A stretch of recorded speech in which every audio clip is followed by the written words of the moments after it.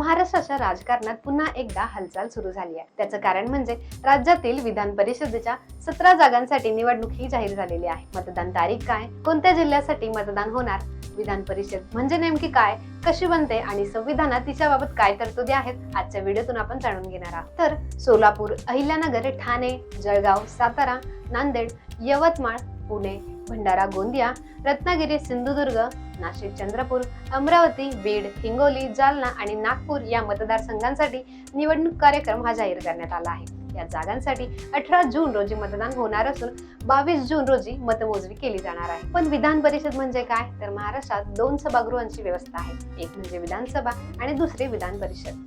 भारतीय संविधानाच्या कलम 169 अंतर्गत राज्यांमध्ये विधान परिषद स्थापन किंवा बरखास्त करता येते, तर कलम 171 मध्ये विधान परिषदेच्या रचनेबाबत तरतूद आहे।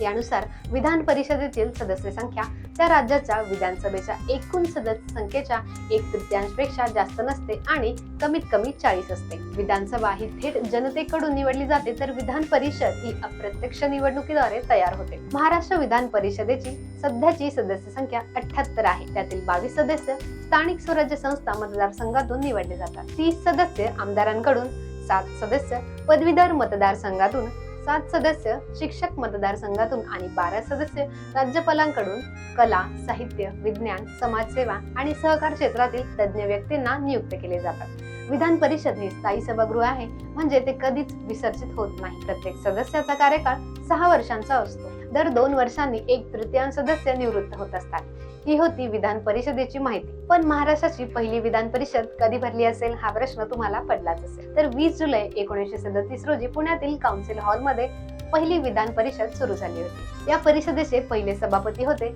मंगलदास पाकवान। तर मित्रांनो, ही होती महाराष्ट्र विधान परिषद निवडणूक 2026 बद्दलची संपूर्ण माहिती। तुम्हाला हा व्हिडिओ कसा वाटला हा कमेंट मध्ये नक्की सांगा। व्हिडिओ आवडल्यास लाईक करा, चॅनलला सबस्क्राईब करा।